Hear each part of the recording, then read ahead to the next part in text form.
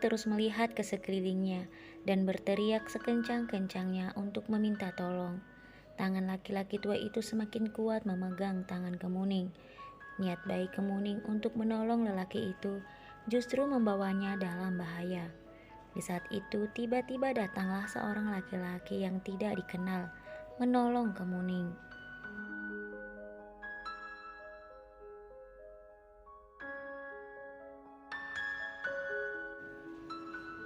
Laki-laki itu datang dari arah yang tidak diketahui oleh Kemuning, mengendarai sebuah motor besar, berhenti dan mendaratkan tangannya pada wajah laki-laki itu. Laki-laki itu sontak berteriak dan melepaskan Kemuning. Di saat itulah laki-laki itu menarik tangan Kemuning dan menyuruh Kemuning naik di motornya. Tetapi Kemuning tidak begitu saja ikut dengan laki-laki itu.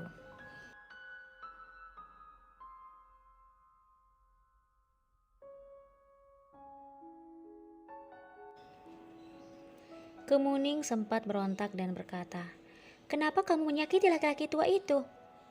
Tetapi laki-laki itu tidak menghiraukan perkataan Kemuning. Dia terus memerintahkan Kemuning untuk naik di motornya. "Tidak usah banyak bicara, sekarang naik di motor dan ikut denganku." Kemuning tidak terima dengan perkataan laki-laki itu. "Bagaimana mungkin aku ikut denganmu? Aku sama sekali tidak mengenal dirimu. Bahkan kamu menyakiti laki-laki tua itu."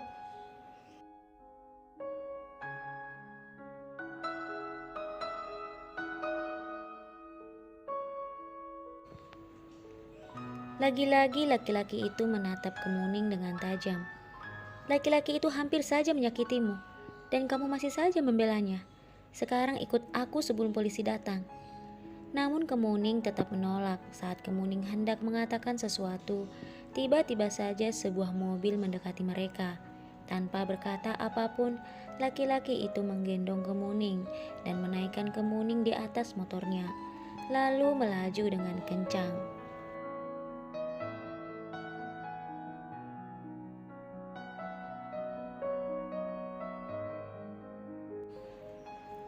Ternyata itu bukanlah mobil polisi. Beberapa orang yang tampak menakutkan turun dari mobil mereka dan melihat laki-laki tua itu sedang meringis kesakitan. "Pekerjaan begini saja tidak bisa," kata laki-laki itu kesal. Kedua anak buah Vicky mendekati mereka. "Apa yang harus kita lakukan sekarang? Bos Vicky pasti akan marah." Ternyata orang-orang itu adalah anak buah Vicky juga. "Kejar mereka dan jangan sampai mereka lolos," kata laki-laki berewokan itu kepada teman-temannya.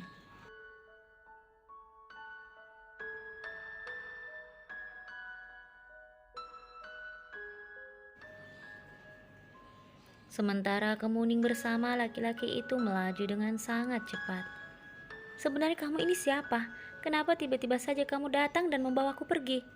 Cepat berhenti dan turunkan aku di sini." Tetapi laki-laki itu sama sekali tidak menghiraukan perkataan Kemuning. Laki-laki itu justru menarik tangan Kemuning dan merangkulkannya pada tubuhnya.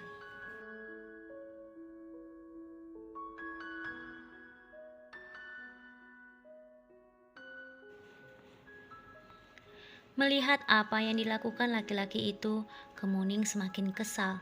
Kemuning melepaskan pelukannya dari laki-laki itu sambil berkata, "Berani sekali kamu melakukan ini padaku." Namun baru beberapa detik saja Kemuning melepaskan pelukannya, Kemuning hampir saja terjatuh. Laki-laki itu kembali menarik tangan Kemuning dan melingkarkan pada tubuhnya.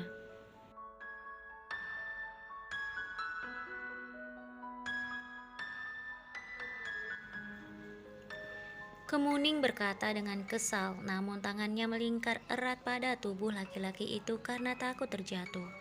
"Kamu ini benar-benar laki-laki aneh.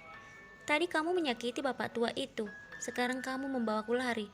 Aku akan melaporkanmu pada ayahku. Lihat saja apa yang akan ayahku lakukan padamu. Ayahku pasti akan memberimu pelajaran. Kamu pikir semudah itu menculikku?"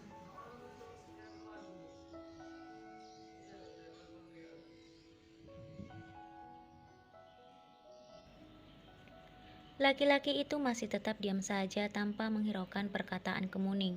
Lalu tak jauh di belakang mereka terdengar suara mobil seperti mobil yang tadi menghampiri mereka. Jalanan yang tampak sepi membuat laki-laki itu dapat melaju dengan sangat cepat. tanpa hambatan apapun selain jalanan yang sedikit rusak. Suara mobil di belakang mereka semakin terdengar jelas, membuat laki-laki itu mengambil jalan pintas.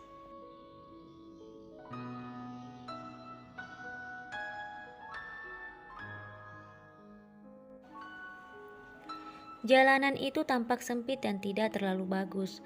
Di kanan kiri jalanan itu hanya hutan belantara. Kemuning yang merasa ketakutan berteriak pada laki-laki itu, "Kamu akan membawaku kemana?" Tangan kiri Kemuning memeluk tubuh laki-laki itu dengan erat. Namun tangan kanannya memukul bahu laki-laki itu. "Turunkan aku di sini, cepat turunkan aku."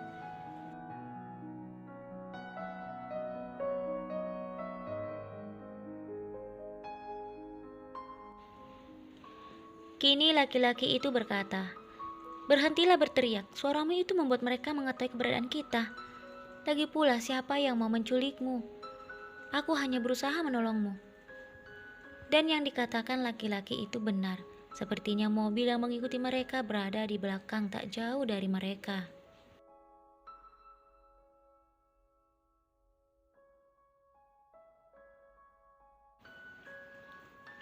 Laki-laki itu semakin melaju dengan sangat cepat, membuat Kemuning kaget dan harus memeluk laki-laki itu sangat kuat.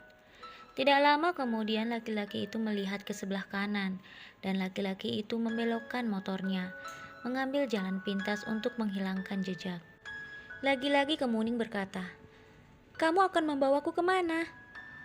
Laki-laki itu diam saja dan berusaha tetap fokus pada jalan di depan agar tidak menabrak pohon.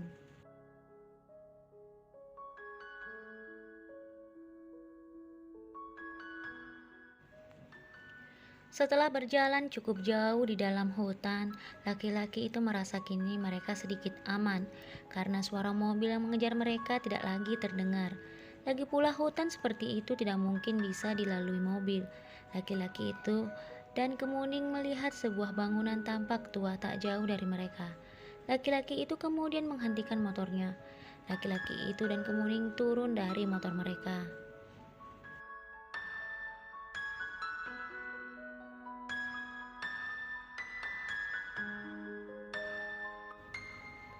Kemuning yang tampak kesal kepada laki-laki itu menaruh tangannya pada kedua pinggangnya dan melotot pada laki-laki tersebut. Laki-laki itu seolah-olah tidak tahu kalau Kemuning sedang menatapnya.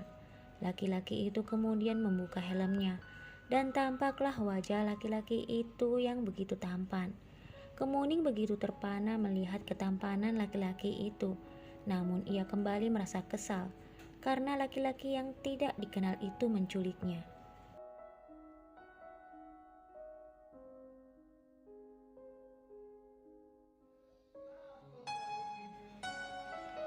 Kemuning masih terus saja menatap laki-laki itu dengan kesal. Laki-laki itu terlihat sibuk merapikan jaketnya dan juga rambutnya. Laki-laki ini tampan juga, tapi sayang, dia sama sekali tidak berakhlak, batin Kemuning. Kini laki-laki itu menatap Kemuning lalu berkata, "Ada apa? Kenapa kamu menatapku seperti itu? Apakah aku tampak seperti penculik?"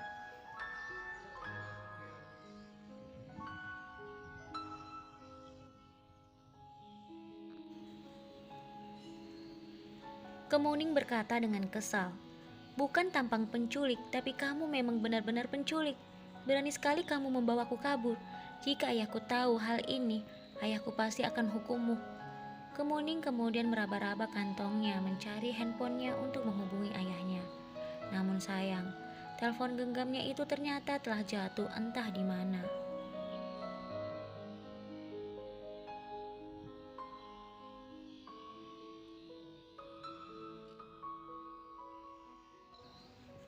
Hal itu membuat Kemuning semakin kesal dan marah. "Ya Tuhan, ada apa lagi? Aku tertinggal oleh bis. Niat menolong bapak tua itu justru dia ingin menyakitiku. Lalu aku bertemu dengan laki-laki penculik ini. Sekarang, telepon genggamku pun hilang entah di mana. Kenapa semua ini terjadi padaku? Seharusnya sekarang aku sudah tiba di rumah kakek dan nenek."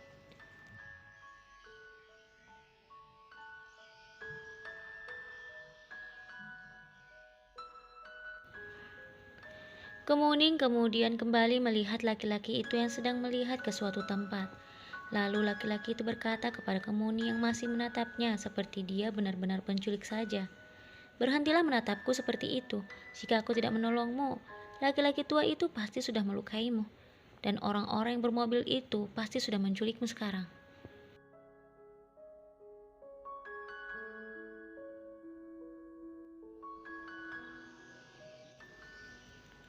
Kemuning berjalan mendekati laki-laki itu lalu menatapnya.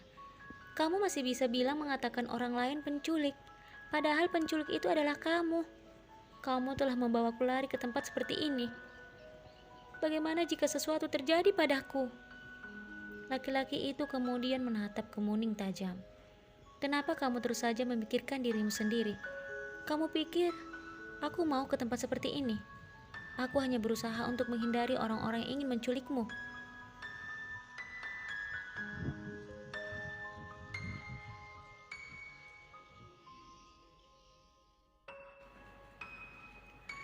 Kemuning kembali berkata, kenapa kamu masih saja mengatakan mereka ingin menculikku?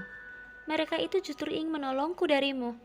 Karena mereka itu tahu kamu ingin berbuat jahat padaku. Kali ini laki-laki itu hanya menggelengkan kepalanya tanpa berkata apapun sambil berkata dalam hati, rasanya percuma bicara dengan gadis ini.